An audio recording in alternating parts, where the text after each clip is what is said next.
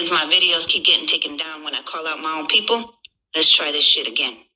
To my Latinos, particularly my Mexican people, when you push your internalized racism onto people who are darker than us, you are doing the work of the colonizer. Just because you're a lighter shade of brown doesn't give you any favor with the palm-colored people. They will smile in your face while you clean and build their homes, landscape their yards, watch their children, and work in their fields. Land that they stole from us, by the way. And then behind your backs, they turn around and say that you're lazy, just want handouts, contribute to poverty. They call you rapists, drug dealers, and murderers. They complain that you're stealing their jobs, yet these are the jobs that they don't want to do themselves. They make you work 20 times as hard to earn the same shit that they got for working 20 times less as hard. They pay you shitty wages, make you work in subpar working conditions, and don't give you any kind of health benefits. If you think you're gaining favor with them by pushing your internalized racism onto our Afro-Mexicans, our Afro-Indigenous, our Afro-Latinos, and our Black Americans, you are sadly mistaken. They don't care about you, and they never will. So stop trying to kiss their asses as if they are. They give you just enough so that way you can destroy your own people while they sit in the corner laughing, knowing that you are doing the hard work for them while they reap all the fucking benefits. And you get very little in return. You are being used and exploited, and they will never see you more than just another brown person. Remember that when you think you're superior to somebody who is darker than you. About having family being valued. Look at this Karen right here. This Karen right here wants for free, everything for free. They pressure wash your house, pressure wash your fence. Oh no, it's not easy. It's all of that. Look at that. On top of that, they want brand new stairs, landing, with over $2,000 of material and labor. And now look at that.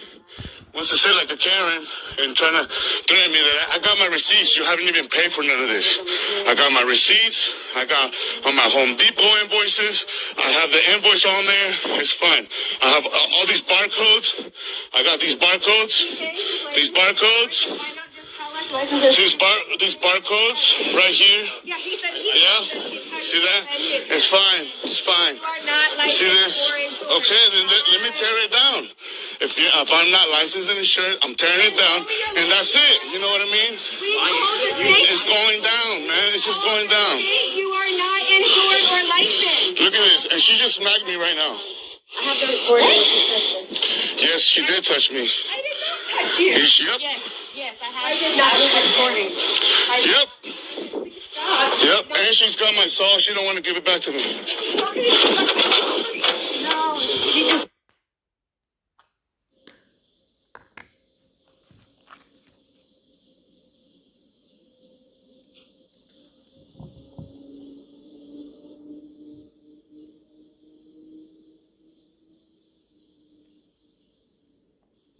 We used to get hung on trees, just like black people.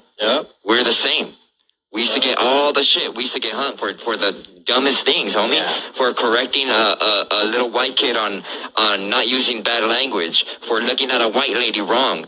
They would take you and hang you on a tree, throw a party, throw a whole barbecue, homie. You know, they're not the only ones that went through slavery and captivity. You know, we actually the ones that went into captivity first, 1492. It is considered by many to be the most famous tree in all of Texas. Okay? This is the famous hanging tree of Goliad County. It was a site of extrajudicial executions. In other words, this is where they lynched Mexicans. How many Mexicans were there? Some say 80, 90, 100, but we really don't even know. And of course, on the other side of there is a famous whipping post where they would tie Mexicans and other people, blacks, and whip them for transgressions against the social order. Over there, we have a tree where it is said that they hung the blacks because, I don't know, it's kind of crazy. Even, in Texas, we had standards. You can't lynch a black person from the same tree that you lynch a brown person. And, you know, it just ain't fitting. It ain't fitting. It just ain't fitting. This is the kind of crazy racism that fueled all this. And why? It was economics. And it was also the fact that they wanted our land. They came here to take our land, and they were very successful. It's a tourist thing now here. Everything's named Hanging Tree around here. But, I mean, when you really think about it, it should give you the creeps. Back then, of course, a hanging was a big community event. Little boys would climb into the adjacent trees to get a good view. People would bring picnic baskets. They would make a day out of it. It was like a big jovial affair. Of course, this is for the white people. The black people and Mexicans weren't couldn't come to this because they were the object of it was to instill terror in their lives. 1892, Francisco Torres was lynched, hanged from a telephone pole in Santa Ana, California.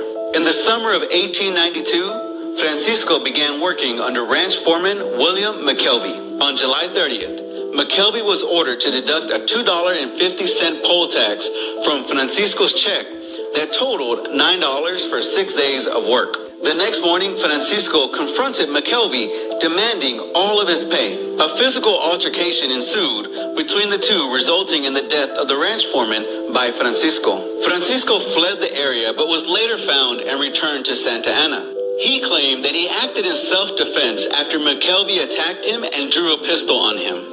The town was incensed with talk of vigilante justice, so the sheriff requested Francisco's transfer to Los Angeles, but only additional guards were posted at the jail.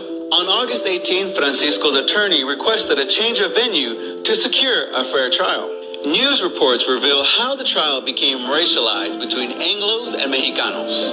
Francisco was referred to as a brutal greaser, a racial slur I've covered in another video. He was also called an idiot in the papers and associated with the Indian race.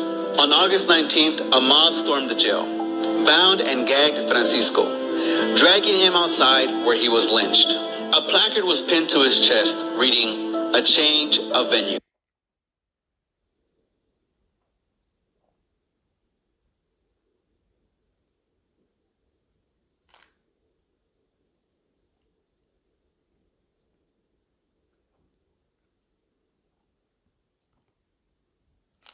And black people are rarely black. I see mostly various shades of brown and tan, and in fact some light-skinned black people are lighter than the darkest white people. Look how dark the people in India are. They're dark brown, but they're considered white. May I see the color chart, please? People of color is an awkward phrase that obscures meaning rather than enhancing it. What shall we call fat people? People of size? I also don't say African Americans. I find it cumbersome and confusing. Which part of Africa are we talking about? Egypt? Egypt is in Africa, but Egyptians aren't black. They're like the people in India. They're dark brown white people. But they're Africans. So why wouldn't an Egyptian citizen who becomes an Egyptian who becomes a U.S. citizen be called an African American? The same would apply to South Africa. Suppose a white racist from South Africa becomes an American citizen. Couldn't he call himself an African American?